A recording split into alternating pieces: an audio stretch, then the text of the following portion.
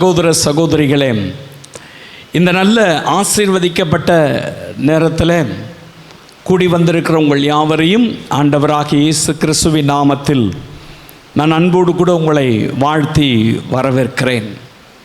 பிரியமான சகோதரனே சகோதரியே, இந்த நாட்களில் நமக்கு ஏதோ ஒரு காரியத்தில் கர்த்தர் பேசணும், கர்த்தர் ஏதோ ஒரு காரியத்தில் எனக்கு ஒரு அற்புதம் செய்யணும், ஏதோ ஒரு காரியத்தில் நான் இப்படி சிக்கலில் மாட்டிக்கிட்டு இருக்கேன், அதிலிருந்து தப்புவிக்கணும், ஏதோ ஒரு காரியத்தில் எனக்கு உயர்வு வேணும், அது வேலையாக இருக்கலாம் அல்லது தொழிலாக இருக்கலாம், அப்படி இருக்கிற மாதிரியே இருந்துகிட்ருக்கேன், ஆவிக்குரிய காரியங்களாக இருக்கலாம், சபைக்கு போன மாதிரியே இன்னும் அப்படி தான் இருக்கிறேன், அதில் எந்த மாற்றமும் இல்லை அப்படின்னு நீங்கள் ஒரு வேளை நினைக்கலாம்.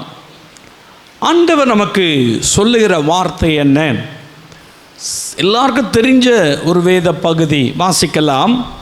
சங்கீதம் 91:15. சங்கீதம் 91வது சங்கீதத்தில் 15வது வசனத்தை வாசிக்கலாம். அவன் என்னை நோக்கி கூப்பிடுவான், அவன் என்னை நோக்கி கூப்பிடுவான், நான் அவனுக்கு மறு உத்தரவு அருளி செய்வேன், நான் அவனுக்கு மறு உத்தரவு அருள் செய்வேன். ஆபத்தில் நானே அவனோடு இருந்து அவனை தப்புவித்து அவனை கனப்படுத்துவேன். ஆண்டவர் சொல்றார் பாருங்க, அவனை தப்புவித்து அவனை கனப்படுத்துவேன். ஆண்டவர் ரெண்டு காரியங்களை இந்த இடத்துல சொல்றார். ஒன்று, தப்பு வைக்கிறது. ஏதோ ஒரு இக்கட்டு, ஏதோ ஒரு ஆபத்து, ஏதோ ஒரு பிரச்சனை, நீங்கள் இயேசுவே அப்படின்னு கூப்பிட்டீங்கன்னாக்கா அவர் தப்பு வைக்கிறது மட்டும் கிடையாது, உங்களை கனப்படுத்துவேன்னு சொல்கிறார். ஆனர் பண்ணுவேன், உயர்த்துவேன் என்பதாக அர்த்தம். அல்லேலூயா. ஆண்டவர் நம்மோடு கூட பேச விரும்புகிற காரியம் அதுதான்.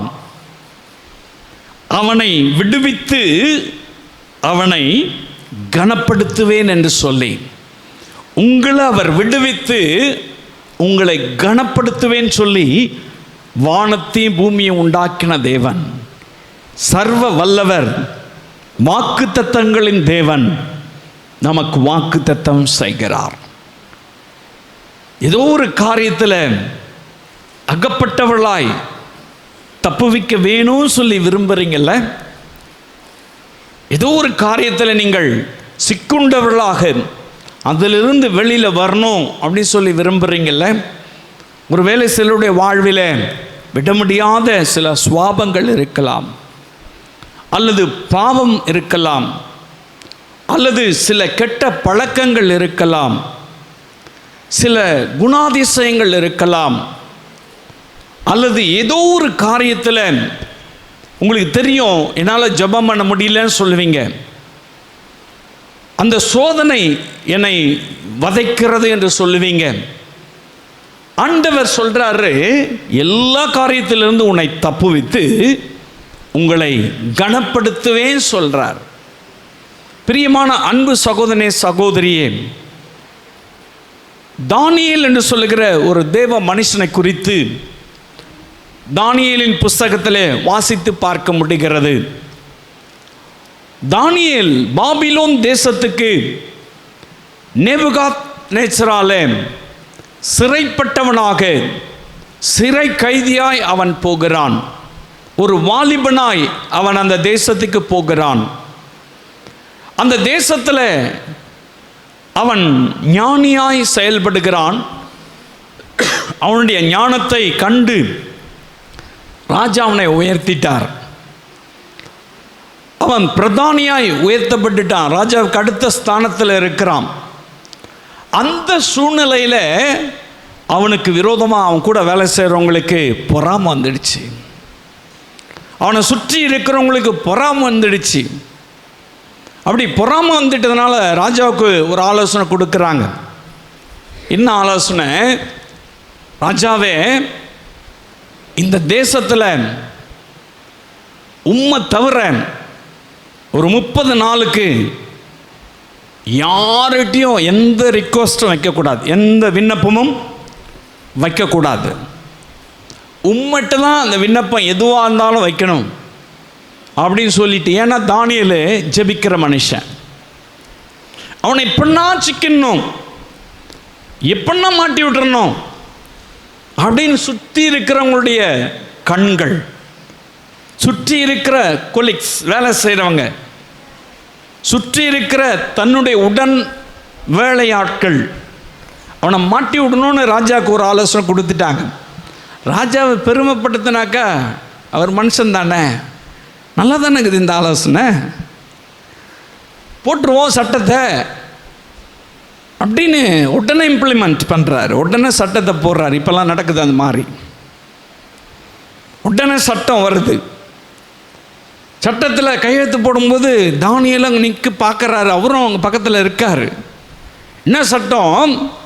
30 நாள் அளவுக்கும் ராஜாவை தவிர வேறு யாரிடத்தில் விண்ணப்பம் வைக்கக்கூடாது அப்படின்னு சட்டம், அப்படின்னு அமல்மெண்ட் வந்துடுச்சு, சட்டம் நடைமுறைக்கு வந்துடுச்சு. தானியேல் அந்த இடத்துல இருந்து பார்க்குறாரு. தானியேல் பார்த்துட்டு அவரால் ஜெபிக்காமல் இருக்க முடியாதுல்ல, அவர் தேவனுடைய மனுஷன், அவரால் ஜெபிக்காமல் இருக்க முடியாது. போனார் நேராக, பலகணிகள் திறந்திருக்கும்படி அவர் அப்படியே எல்லாத்தையும் திறந்துட்டு மேலே போய் முழங்கால் படிக்கிட்டார், ஜோம் பண்ணிகிட்டே இருக்கார். அப்படி ஜோம் பண்ணிகிட்டே இருக்கும் பொழுது பார்த்தீங்கன்னாக்கா இதை போட்டு கொடுக்குறவங்க இருக்கான் பாரு, மாட்டி கொடுக்கணும்னு நினச்சான் பாருங்க, ராஜாவுக்கு ஆலோசனை கொடுத்தான் பாருங்க, அவன் அதை பார்த்துட்டான். பார்த்த உடனே ராஜா கிட்ட போகிறான், ராஜாவே உம்மை தவிர அந்த உலகத்தில் அந்த நாட்டில் யாருக்கு அதிகாரம் கிடையாது, நீங்கள் போட்ட சட்டத்தை ஒருத்தன் மீறிட்டான், அவனுக்கு நீங்கள் சரியான தண்டனை கொடுக்கணும், நீங்கள் சொன்னபடி அதை செய்யணும் அப்படின்னு சொல்லிட்டு. அது என்ன சட்டம்? அந்த 30 நாள் ராஜாவை தான் வணங்கணும், ராஜாவுக்கு தான் விண்ணப்பம் வைக்கணும் அப்படின்ற சட்டம். அப்படி அதை மீறினாக்கா ஒரு சிங்கத்தை பசியாக போட்டு அந்த சிங்கத்தினுடைய வாயில்ல அல்லது அந்த குகைக்குள்ள தவறு செய்கிற மனிதன் அல்லது சட்டத்தை மீறுகிற மனிதனை கொண்டு போய் போட்டு அவனை சாகடிச்சிடணும் அப்படின்ற சட்டம். இப்போ தானியேல் மாட்டிக்கிட்டார், தானியேலை சிக்க வச்சிட்டாங்க. ராஜாவும் ஒன்றும் பண்ண முடியாது, சட்டம் போட்டுட்டார்ல, அதை மீற முடியாதுல்ல. நாட்டில் வந்துடுச்சு, அது சட்டம் ரூலுக்கு வந்துடுச்சு, வேறு வழியே கிடையாது ராஜாவுக்கு. உடனே என்ன பண்ணார், அவனை கொண்டு போய், யார் அந்த மனுஷன்? தானியேல்ன்றாங்க. அவனுக்கு மனசில் வருத்தமாக தான் இருக்குது, இருந்தாலும் ராஜாவாச்ச, அவனை கொண்டு போய் ஜெயிலில் போடுங்க, அவனை அந்த சிங்க கபியில் போடுங்க அப்படின்னு சொல்லிட்டு மனதை கடினமாக்கிட்டு அவனை சிங்க கபியில் போட வைக்கிறார். உடனே பாருங்க, அந்த பசியாக கிடக்கிற சிங்கம், இந்த சிங்கத்துக்கு அந்த கபிக்குள்ள அது அப்படியே அலைஞ்சிட்ருக்கு. அது எப்படி கத்தி இருக்கும் பாருங்க, ஒரே உரும்பல் சத்தம் கேட்டிருக்கும், ரொம்ப பசியாக இருக்குது. தானியேலை கொண்டு போய் தொப்புன்னு அதில் போடுறாங்க. தானியேலை போட்டாங்க. ராஜாவுக்கு வருத்தமாக இருக்கு, என்ன பண்ணுறது, இவரால் ரூல் பண்ண முடியாது, அவன் தான் எல்லாமே. தானியேலுடைய அருமை அவருக்கு தெரியும், சட்டம் போட்டார் மாட்டி கொடுக்கணும்னு சொல்லிட்டு எல்லார் பேச்சும் கேட்டு என்ன பண்ணுறது, அவருக்கு மனசு ரொம்ப கஷ்டமாக இருக்குது. தானியேலை போட்டுட்டு வந்துட்டாங்க, சிங்கம் முடிச்சிட்டு இருக்கோம் கதையை அப்படின்னு நினச்சாங்க. இப்போ பாருங்கள், இவர் மனசு தாங்கலை, இந்த ராஜா வேறு யாரையும் அனுப்பலை, அவரே சிங்ககபிக்கு போகிறாரு. போய் என்ன சொல்கிறாரு பாருங்கள், வாசிக்கலாம். தானியேல் 6ஆம் அதிகாரம் 20, 21, 22 வசனங்களை வாசிக்கலாம். ராஜா கெபியின் கிட்ட வந்தபோது கெபியின் கிட்ட வந்தபோது துயர சத்தமாய் தானியேலை கூப்பிட்டு எப்படி சத்தமா கேட்டாரா? அவருக்கு ரொம்ப துக்கம் இல்லை, துயர சத்தமா இருக்கிறானா இல்லையான்னு தெரியலையே, மனசு ரொம்ப வேதனை. தன்னுடைய துணையா இருந்தவனாச்ச இவனை சாகடிக்கிறதுக்கு நம்ம அந்த சிங்கத்துக்கிட்ட போட்டுட்டோமே, சிங்கம் சும்மாவா இருக்கும், அவனை அடித்து கொன்னுட்டு இருக்குமே, உயிரோடு இருக்கிறானா இல்லையா தெரியலன்னு துயர சத்தமா, ரொம்ப சோகமா, ரொம்ப வேதனையா, தானியேலே அப்படின்னு கேட்கிறார், கூப்பிடுறாரு. வாசிக்கலாம். தானியேலே, தானியேலே, ஜீவனுள்ள தேவனுடைய தாசனே, ஜீவனுள்ள தேவனுடைய தாசனே, நீ இடைவிடாமல் ஆராதிக்கிற உன் தேவன் உன்னை சிங்கங்களுக்கு தப்புவிக்க வல்லவராய் இருந்தாரா என்று தானியேலை கேட்டான். நீ இடைவிடாமல் ஆராதிக்கிற தேவன் சிங்கங்களுக்கு தப்புவிக்க வல்லவராய் இருந்தாரா அப்படின்னு தானியேல கேட்குறான். தானியேல் உயிரோடு இருக்கிறானா இல்லையான்னு தெரியாது அவருக்கு, டவுட்டு தான் அவருக்கு, துயரத்தோடு கேட்குறான். அப்போ என்ன சத்தம் வருது பாருங்க உள்ள இருந்து. அப்பொழுது தானியேல் எங்க கூட யாருக்கு அடுத்து ஃப்ரெண்ட் இருக்காரா, கூட அவருடைய ரொம்ப விருப்பப்பட்ட நண்பர் இருக்காங்களா, கொலைபாதகன் இருக்கான், சிங்கம், மிருகம் இருக்குது கூட. அந்த மிருகத்து கூட இருந்து தானியேல் ராஜாவுடைய சத்தத்தை கேட்டு பேசுறாரு. என்ன பேசுறாரு? ராஜாவே நீ என்றும் வாழ்க, ராஜாவே நீ என்றும் வாழ்க, சிங்கங்கள் என்னை சேதப்படுத்தாதபடிக்கு. சிங்கங்கள் ஒரு சிங்கம் கிடையாது, சிங்கங்கள் நிறைய சிங்கம் இருந்திருக்கும் போல இருக்கு, ஒன்றுக்கு மேற்பட்ட சிங்கங்கள் என்னை சேதப்படுத்தாதபடிக்கு தேவன் தம்முடைய தூதனை அனுப்பி அவைகளின் வாயை கட்டி போட்டார். அதேனென்றால் அவருக்கு முன்பாக நான் குற்றமற்றவனாய் காணப்பட்டேன். போதும். ஹல்லேலூயா. இப்ப பாருங்க, அவனை தப்புவித்து அவனை கனப்படுத்துவேன் ஆண்டவர் வாக்குத்தத்தம் செய்தவர், சிங்கத்து கூடவே அவனை வச்சிருந்து சிங்கத்தின் வாயை கட்டி தானியேலுக்கு ஒரு சேதமும் வராமல் இயேசு கிறிஸ்து ஆண்டவர் பிதாவாகிய தேவன் அவனை தப்புவித்தார். ஹல்லேலூயா. அவர் தப்புவிக்கிற தேவன், சிங்கத்தின் வாயை கட்டி தப்புவித்தார், ஒரு சேதமும் இல்லையா. ராஜா துயரத்தோடு இருந்தவர் இப்போ ஹாப்பி ஆயிட்டார், ரொம்ப ஹாப்பி ஆயிட்டார்.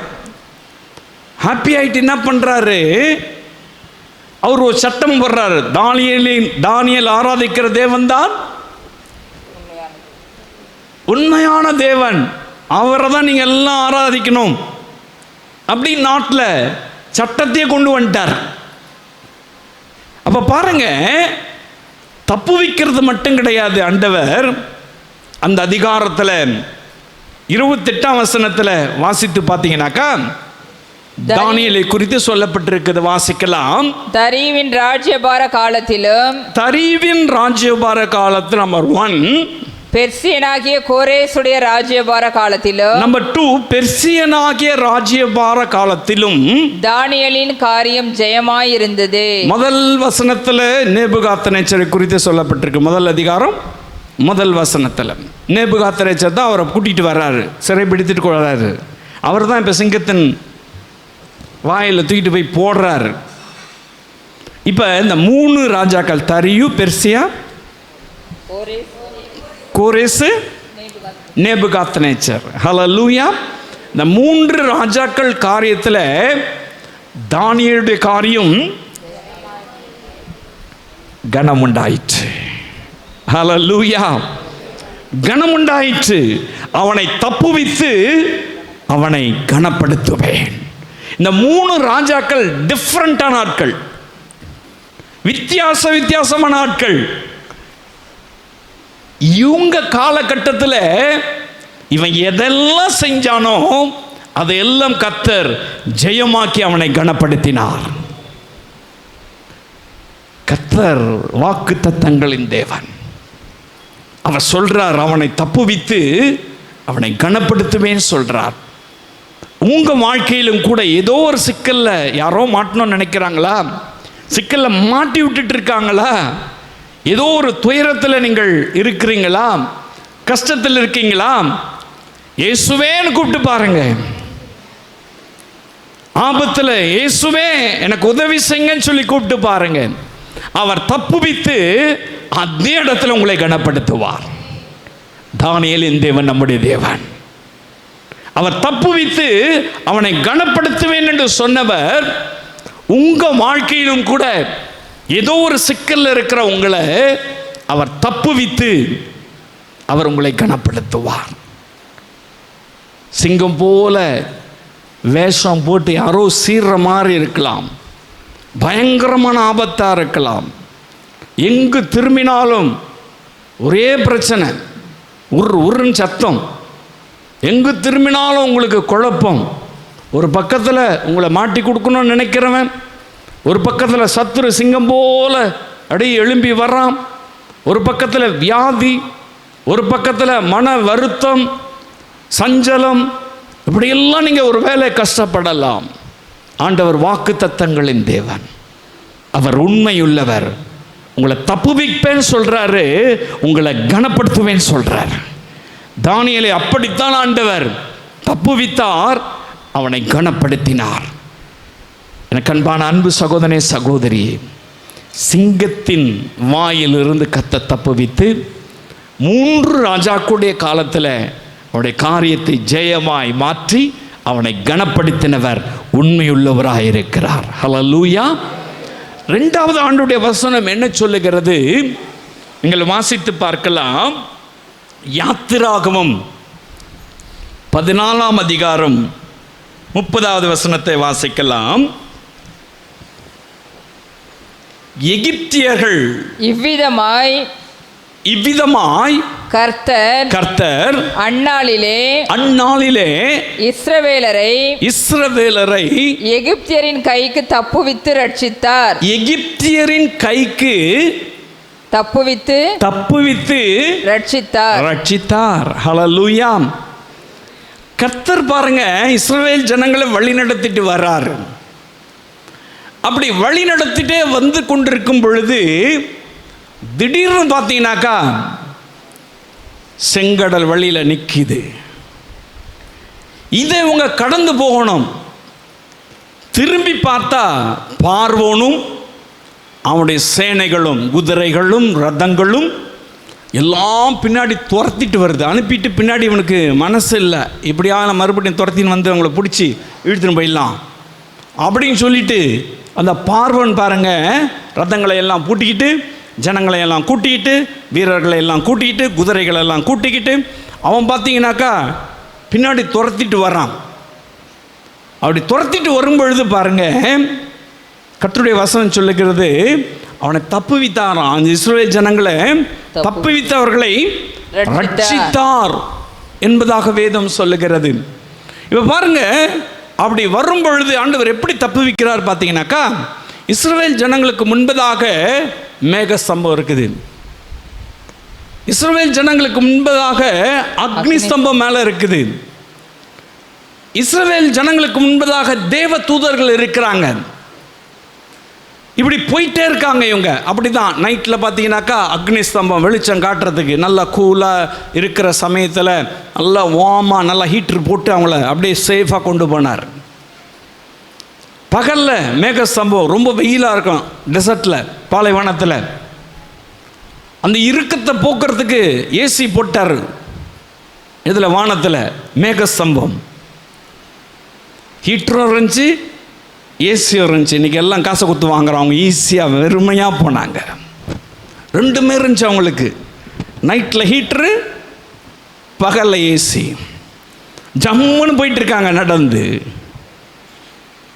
அப்படி போயிட்டு இருக்கும்பொழுது பின்னாடி துரத்திட்டு வரான் பார்த்துங்க.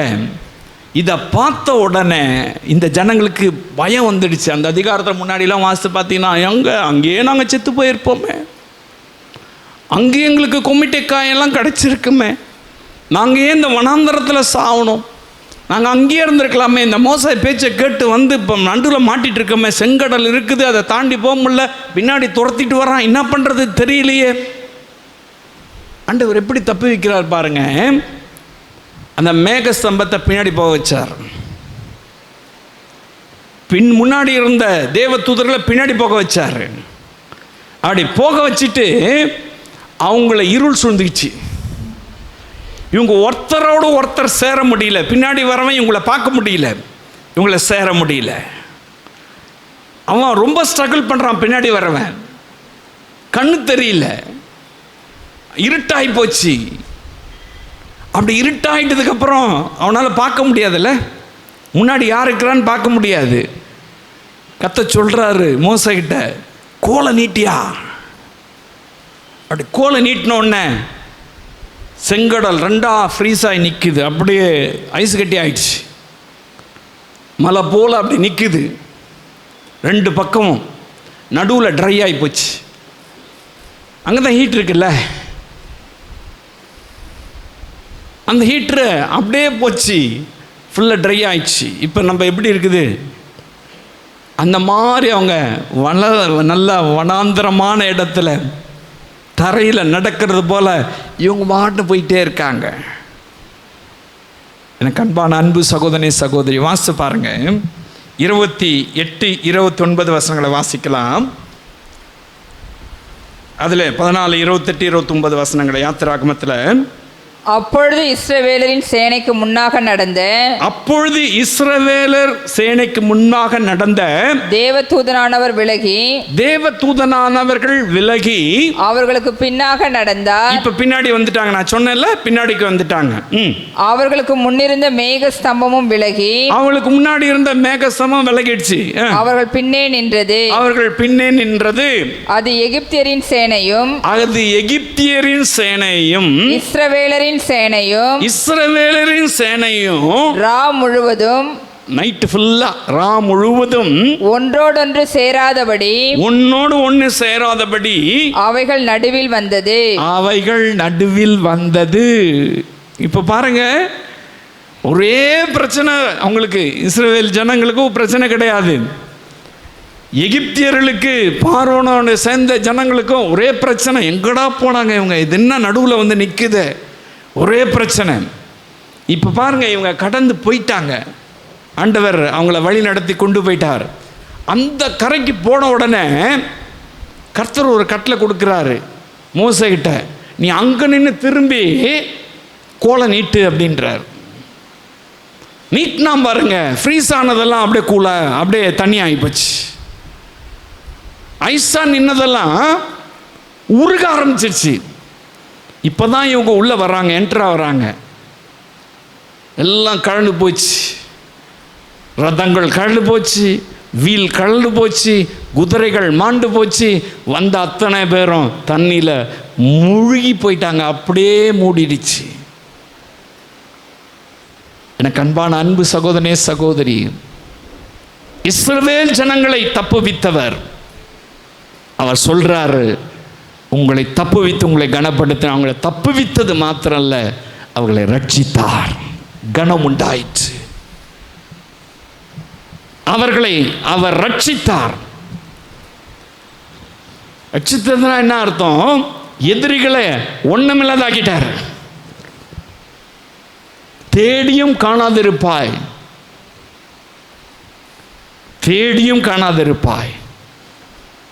சில வருஷத்துக்கு முன்னாடி நம்ம ஊழியத்தை உடைச்சி நாசமாக்கணும்னு சொல்லி ஒரு டீம் புறப்பட்டு வந்துச்சு. அதில் நம்ம ஆளுங்கெல்லாம் நிறைய பேர் மாட்டிக்கினாங்க.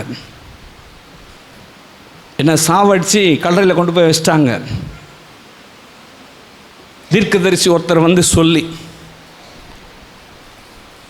உடனே நம்ம ஆளுங்கெல்லாம் போய், ஆஹா பயங்கர தீர்க்கதரிசி ஆகிட்டு அந்த சத்தத்தெல்லாம் கேட்கறதுக்கு போனாங்க. எல்லாருமே தீர்க்கதரிசியாக மாறிட்டாங்க கொஞ்ச நாளில். மாறி இந்த ஊழியம் அவ்வளவுதான், அங்கே போவாதீங்க அப்படியெல்லாம் சத்தியம்லாம் வாங்கிக்கிட்டாங்க. அந்த ஊழியத்தை நீ போகக்கூடாது அப்படின்னு சொல்லி ஒரு ஊழியக்காரர் அவர் சத்தியம்லாம் வாங்கிக்கினாங்க. வாங்கிட்டு பெரிய டீம் ஒர்க் பண்ணிச்சு. எப்படியாகலும் அந்த ஊழியத்தை உடைச்சி நாசமாக்கிடணும், இங்கே இருக்கிறவங்களாம் சிதறடிச்சிடணும். அவங்க ஒரு ஊழியம் ஆரம்பிக்கிறதுக்கு பிளான் பண்ணாங்க. அதனால் அப்படியெல்லாம் செஞ்சாங்க. அதுக்கு ஒன்று சொன்னாங்க, அவரை சாவச்சிட்டாக்க அதுக்கப்புறம் யார் நடத்துவா? ஆனால் ஆண்டவர் காமிக்கிறாரு, அவர் கல்லறைக்கு போயிட்டார். பெட்டியெல்லாம் ரெடி ஆகிடுச்சு, அவரை கொண்டு போய் கல்லறையில் வச்சுருங்க, அவர் செத்துருவா சீக்கிரம். செய்தி எனக்கு வருது, அண்ணா நீங்கள் செத்துருவீங்க. அழுகுறாங்க, ஆண்டவர் சொல்லிட்டார் நீங்கள் செத்துருவீங்க. நான் சிரிக்கிறேன். எனக்கு கொடுத்துருக்கிற ஊழியம் என்னன்னு எனக்கு தெரியும், அது முடிக்கிறதில்ல நான் எப்படி சாவேன்? நான் சிரிக்கிறேன். ஆனால் ஒரு காரியத்தை செஞ்சோம், ஜெபிக்க ஆரம்பித்தோம். ஜெபிக்க ஜெபிக்க ஜெபிக்க நோவேர் சிதறடிச்சார் ஆண்டவர், சிதறடித்தார் அவர்களை. இப்போ எங்கே இருக்கிறாங்கன்னு தெரியல. ஒருத்தரை கொண்டு போய் எங்கேயோ வேற டிஸ்ட்ரிக்ட் விட்டு டிஸ்ட்ரிக்ட் அடிச்சாரு. அந்த கூட்டம் கூடினவங்க அத்தனை பேரும் தனித்தனியாக போயிட்டாங்க. தேடி தேடி பார்க்குறேன், ஒருத்தரும் கண்ணில் தெரியல, ஒருத்தரும் கண்ணில் தெரியல. உடைக்கணும்னு நினைச்சாங்க, அழிக்கணும்னு நினைச்சாங்க. கர்த்தர் பெரியவர், இயேசு பெரியவர். அதை கொஞ்ச நாள் கழித்து நம்ம ஆட்கள்லாம் புரிஞ்சுக்கிட்டாங்க. அப்புறம் வந்து என்னோடு கூட ஒப்புரவானாங்க. எனக்கு தெரியும், ஆண்டவர் ஒரு பொழுதும் இந்த ஊழியத்திலிருந்து போகிறவங்கள விட மாட்டார். அது எங்கே போனாலும் ஆண்டவர் கூட்டிகிட்டு வந்துடுவார், எனக்கு தெரியும். ஹல்லேலூயா. நடந்த சம்பவத்தை நான் சொல்கிறேன். இன்னைக்கு எங்கே போனாங்கன்னு தெரியல, எல்லாரும் ஓடிட்டாங்க. ஒரு பெரிய கூட்டமே எழும்பிச்சு திண்டிவனத்தில். கூட்டம் கூட்டமாக சாரையாக போக ஆரம்பித்தாங்க. கள்ள தீர்க்க தரிசனம் இல்லை, ஒரு ஊழியத்தை ஒழிச்சணும்னு நினச்சாங்கல்ல, ஒரு ஊழியக்காரனை சாகடிச்சணும்னு நினச்சாங்கல்ல, ஒரு ஊழியக்காரனை குழியில் இறக்கிட்டாங்கல்ல. எனக்கு இதெல்லாம் கேட்கும் பொழுது பயமும் கிடையாது, கலக்கமும் கிடையாது, சிரிக்கிறேன் நான். என்னடா அது இப்படி அப்படின்னு சொல்லிட்டு, இப்படியெல்லாம் கூட இருக்குதா அப்படின்னு நினச்சி. பிரியமான அன்பு சகோதரனே சகோதரி, உனக்கு எதிராக எழும்புகிற ஆயுதம் வாய்க்காதே போகும். ஆண்டவர் வாய்க்காமலே போனார், வாய்க்காமலே செய்தார். நான் அதை தைரியமாக சொல்ல முடியும். இன்னைக்கு ஒருத்தரும் கிடையாதுங்க. இயேசு பெரியவர், ஆவியானவர் பெரியவர், ரட்சித்தார். இன்னைக்கு நல்ல அழகான கட்டடத்தை நம்ம கொடுத்துருக்கிறார். நான் நல்ல சுகத்தோடு இருக்கிறேன்.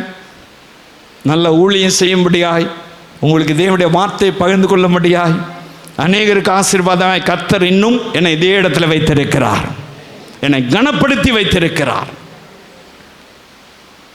ஹல்லேலூயா. இஸ்ரவேல் ஜனங்களை ஆண்டவர் தப்புவித்து கனப்படுத்தினார். நீங்கள் அவருடைய ஜனமாயிருக்கிறீர்கள். எதிரி துரத்திட்டு வரானா, எதிராக ஒரே மாதிரி வரானா, ஒழிச்சணும்னு வரானா, எப்படியாங்கள கொன்னணும்னு வரானா, எப்படியாங்கள ஒன்றுமில்லாக்கணும் ஆக்கணும்னு சொல்லிட்டு வரானா, பயப்படாதீங்க. நீங்கள் ஆராதிக்கிற தேவன் இஸ்ரவேல் ஜனங்களை காத்த தேவன். இஸ்ரவேலராய் இருக்கிற உங்களையும் கர்த்தர் அவருடைய இரத்தத்தினாலே கழுவப்பட்ட அத்தனை பேரும் இஸ்ரவேலர்கள். அவர்களை கர்த்தர் தப்புவித்து கனப்படுத்துவார். உங்களை அவர் கனப்படுத்துவார், உங்களை அவர் கனப்படுத்துவார். அவர் வாக்குத்தத்தங்களின் தேவன். ஹல்லேலூயா. இஸ்ரவேல் ஜனங்கள் தப்புவிக்கப்பட்டார்கள். அவங்க ஹாப்பியாக அந்த கடலை தாண்டி போயிட்டாங்க. நம்மளும் அந்த வழியாக போகலான்னு சொல்லிட்டு வந்தவங்க மாட்டிக்கிட்டாங்க. பிரியமான அன்பு சகோதரனே சகோதரி, ஒருவேளை உங்கள் வாழ்க்கையிலும் கூட ஏதோ ஒன்று பின்தொடர்ந்து வருவது போல இருக்கலாம், யாரோ நெருக்குவது போல இருக்கலாம். ஆனால் உங்கள் பின்னாடி ஆவியானவர் இருக்கார், முன்னாடி ஆவியானவர் இருக்கார், உங்களை சுற்றிலும் ஆவியானவர் இருக்கார். இயேசுவின் ரத்தத்துக்குள்ளே நீங்கள் இருக்கிறீங்க. ஒன்றும் உங்களை நெருங்கி வர முடியாது. இஸ்ரவேல் ஜனங்களை ஒன்றும் நெருங்க முடியல, கிட்ட வர முடியல. நெருங்கி வரணும்னு நினைச்சாங்க, முடியல. யாரும் உங்களை நெருங்க முடியாது. அவரே நம்மை தப்புவிக்கிற தேவன். அவர் தம்முடைய இரத்தத்தை சிந்தி அவருடைய இரத்தத்துக்குள்ளாய் நம்மை மறைத்து வைத்திருக்கிறார். ஒரு பெரிய ப்ரொடெக்ஷன், பெரிய பாதுகாப்பு. அவர் நம்மை தப்புவிக்கிற தேவன், தப்புவிக்கிற தேவன். தப்புவித்து கனப்படுத்துவார், உங்களை அவர் கனப்படுத்துவார். மூன்றாவது ஒரு காரியத்தை நான் சொல்ல விரும்புகிறேன், வாசித்து பார்க்கலாம்.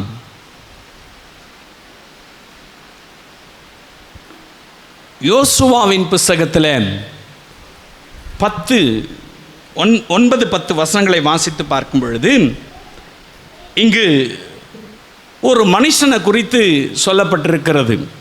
ஒரு ராஜா, அவன் யாருன்னு கேட்டாக்கா பாலாக். அவன் பிழையாம் என்று சொல்லுகிற ஒரு தீர்க்கதரிசியன், பிழையாம் என்று சொல்லுகிற ஒரு தீர்க்கதரிசியன். அவன் காசு கொடுத்து வாங்கலான்னு நினைச்சான்.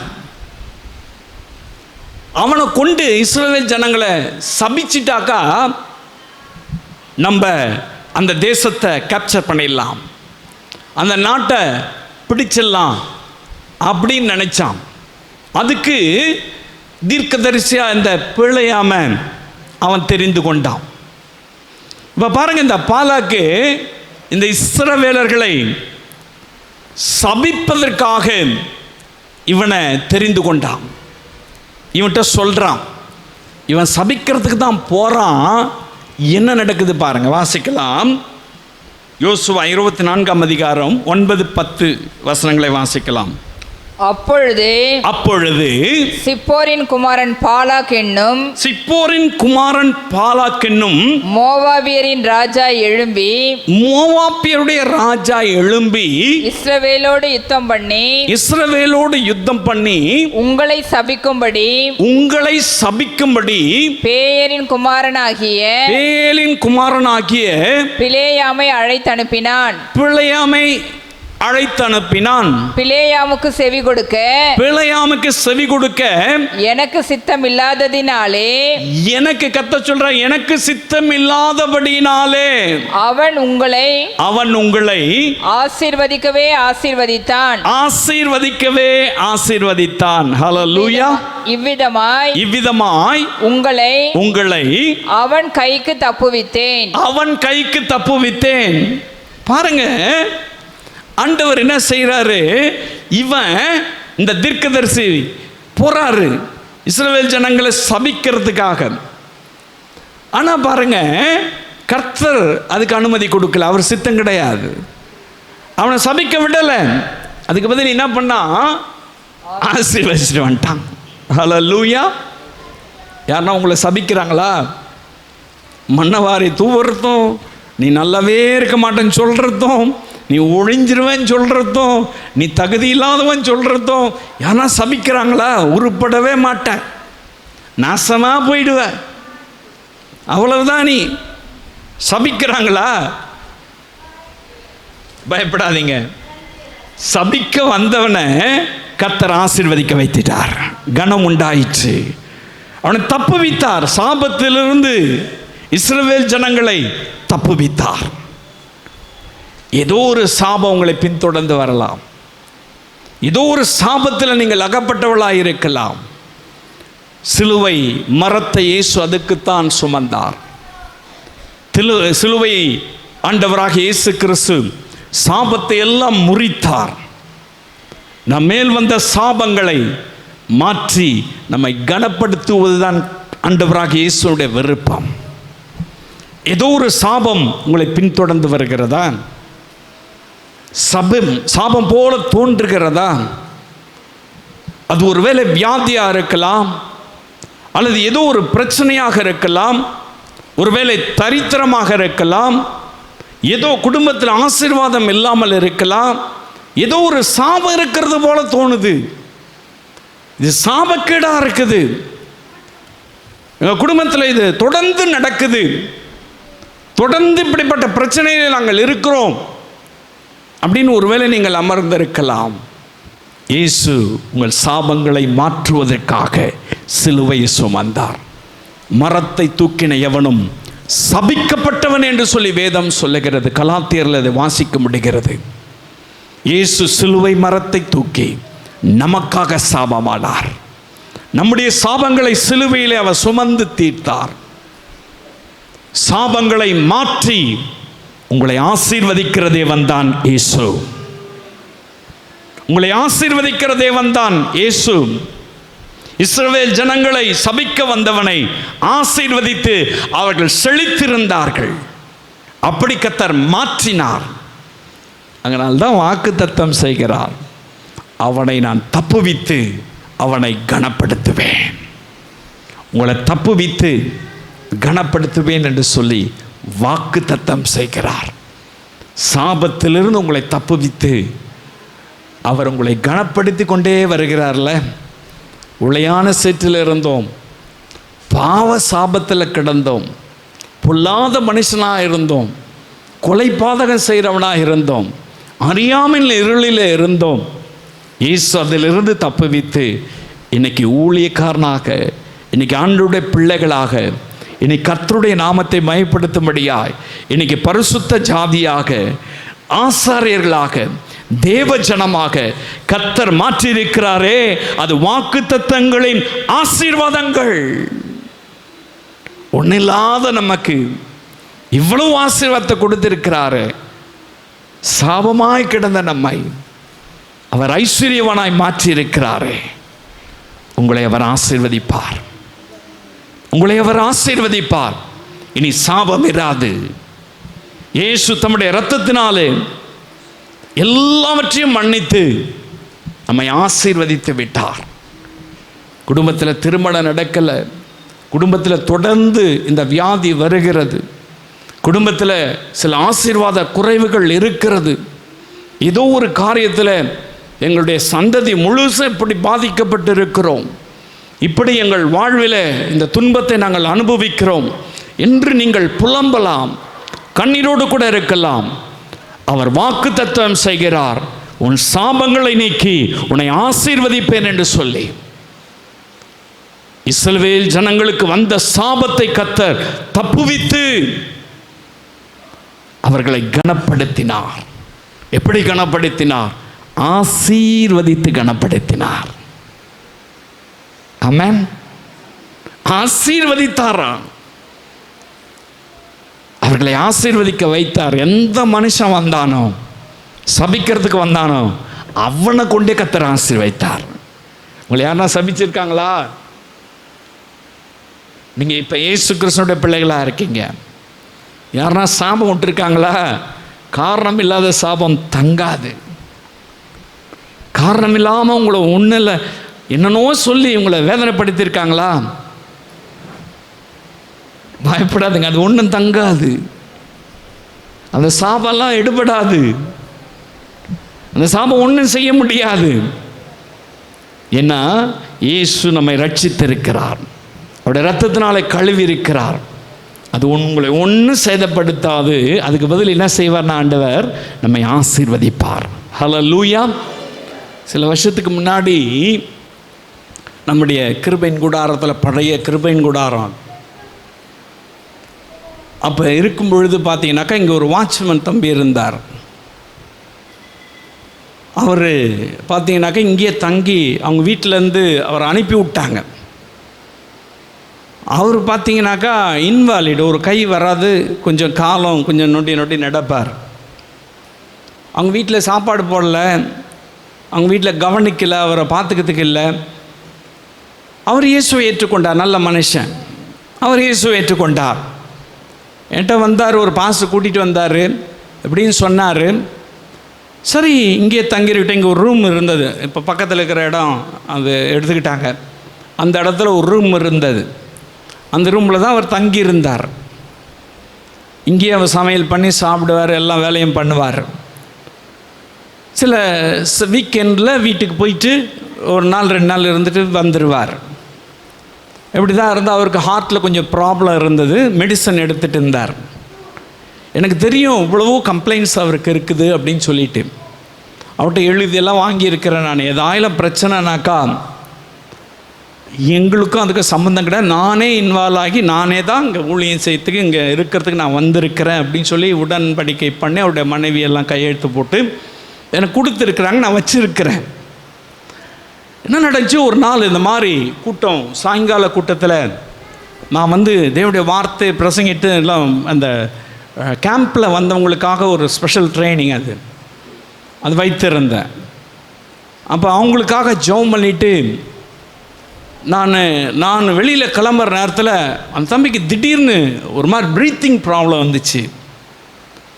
ப்ரீத்திங் ப்ராப்ளம் வந்த உடனே அவரால் பேச முடியல. அவர் இன்னும் செய்கை காட்டுறாரு, எனக்கு அதை அண்டர்ஸ்டாண்ட் பண்ணிக்க முடியல. சார் சம்திங் ராங் அப்படின்னு சொல்லிட்டு 108க்கு ஃபோன் பண்ணி அந்த வேனை வர வச்சிட்டோம். அதில் அவரை ஏற்றிக்கிட்டாங்க. ஏற்றிக்கிட்டு அவர் ஹாஸ்பிட்டலுக்கு போகிறதுக்குள்ளே மரித்து விட்டார். அங்கே போய் இறக்கும் பொழுது அவர் உயிரோடு கூட இல்லைன்றாங்க. நான் பின்னாடி பைக்கில் போயிட்டே இருக்கேன். ஹாஸ்பிட்டலில் போயிட்டேன். அது ஒரு சாட்டர்டே ஈவினிங் ஹாஸ்பிட்டலுக்கு போயிட்டேன். அங்கே போய் பார்த்தாக்கா இறந்துட்டான்னு சொல்கிறாங்க. உடனே வீட்டுக்கு இன்டிமேஷன் கொடுக்குறோம். அது முன்னாடி இங்கே இருக்கும் பொழுது இன்டிமேஷன் கொடுத்து ரொம்ப ஓட முடியாத இருக்கார், ஒரு ஹாஸ்பிட்டலில் கொண்டு போயிருக்கோம் அப்படின்னு சொல்லிட்டு நான் கொடுத்துட்டு தான் போகிறேன்.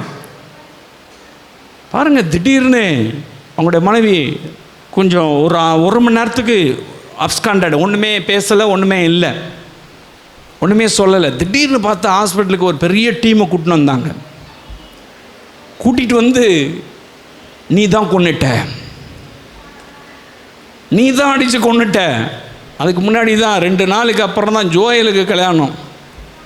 2 நாளைக்கு முன்னாடி நடந்த சம்பவம் அது. இங்கே தான் நடந்துச்சு அவருக்கு. அந்த மாதிரி நடந்த உடனே அவங்க எல்லாம் வந்து சாபம் விட்டாங்க. பாருங்க, நீ நாசமாக போயிடுவ, மண் அள்ளி விட்டாங்க. ஒரே புகைக்காடாயிடுச்சு ஹாஸ்பிட்டலில். பெரிய கூட்டம், ஏராளமான மக்கள் எல்லாம், அந்த கட்சி எல்லாரையும் கூப்பிட்டுட்டாங்க. சபிச்சாங்க, கெட்ட வார்த்தை சொல்லி சபிச்சாங்க. நாசமாக போயிடுவேன், நாங்கள் என்ன மாதிரி நீ ஒன்றும் இல்லாத ஆயிடுவேன். என் மனைவி பார்த்து சொல்கிறாங்க, நீ முண்டம் ஆயிடுவேன்றாங்க, அப்படி ஆயிடுவேன் இப்படி ஆயிடுவேன்னு எல்லாம் சாபம் விட்டாங்க. அமைதியாக நாங்கள் நின்றுட்டு கேட்டுட்டு இருந்தோம். சரி, அவங்க கோபம் ஏதோ பேசிகிட்டு இருக்காங்க அப்படின்னு சொல்லிட்டு அப்புறமா பேரம் பேச ஆரம்பித்தாங்க. அவங்களுக்கு காசு வேணும், அவ்வளோதான். அவனுடைய ஹெல்த் கண்டிஷன் தெரியும். அதுக்கு முன்னாடி பார்க்குறதுக்கு ஆள் கிடையாது. அவன் இங்கே தான் சாப்பிட்டுட்டு இங்கே தான் இருந்தான். அதுக்கு முன்னாடி பார்க்குறதுக்கு கிட்ட வரல. பாருங்கள், அவ்வளவோ சாபம், காரணம் இல்லாமல் சபிச்சாங்க. எங்களுக்கு சம்மந்தம் இல்லை. வரவெல்லாம் கேட்குறான், எப்படி சாவ வச்சிங்க, எங்கேருந்து தள்ளினீங்க, என்னத்தை கொண்டு அடிச்சிங்க, இப்படியெல்லாம் எங்களை என்கொயரி பண்ணுறான். வரவெல்லாம் கேட்குறான்.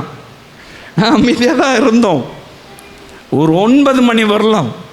அப்புறம் அவங்க சொன்னாங்க, நெக்ஸ்ட் டேனாக்கா அது முடியாது, போஸ்ட்மார்ட்டம் பண்ண வேண்டியது வரும், முடியாது, அதுக்கு முன்னாடி நீங்கள் கூட்டிகிட்டு எடுத்துகிட்டு போகிறதுனா போயிடுங்க, அப்படி இல்லைன்னா அடுத்த நாள் மண்டே தான் ஒரு நாள் மார்ச்சரில் போட வேண்டியது வரும் அப்படின்னு சொல்லிட்டாங்க.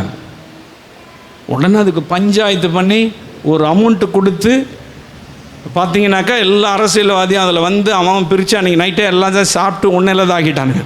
அந்த அம்மாவுக்கு போய் சேரவே இல்லை. அந்த அம்மா அவங்க கூட கூடி இல்லாத காரியங்களை செஞ்சாங்க. அதுக்கப்புறம் அவங்கள தேடி தேடி பார்க்குறேன், அவங்கள காணல. அந்த சாபம் ஒன்றும் எங்களை பண்ணலை. காரணம் இல்லாத சாபம் தங்காது. எனக்கு அன்பான அன்பு சகோதரனே சகோதரியே, அதுக்கப்புறம் அடுத்த நாள் அங்கே வீட்டுக்கு போனேன், ஜெபம் பண்ணிட்டு வந்தேன், எல்லா காரியமும் செய்ய வேண்டியதெல்லாம் செஞ்சோம். பிரியமான அன்பு சகோதரனே சகோதரியே, ஏதோ ஒரு காரியத்தில் ஆண்டவர் நம்மை தப்பு வைக்கணும்ல, சாபத்திலிருந்து தப்பு வைக்கணும்ல, ஏதோ ஒரு இக்கட்டிலேருந்து தப்பு வைக்கணும்ல. அவர் வாக்கு தத்தங்களின் தேவன், அவர் வாக்கு தத்தம் செய்கிறார். அவனை தப்புவித்து அவனை கனப்படுத்துவேன் என்று சொல்லி உங்களை தப்புவித்து சாபங்களை மாற்றி உங்களை ஆசீர்வாதமாய் வைத்து உங்களை அவர் கனப்படுத்துகிற தேவன். அவர் ஆசீர்வதிக்கிறவர். அவர் ஆசீர்வதிக்கிறவர்.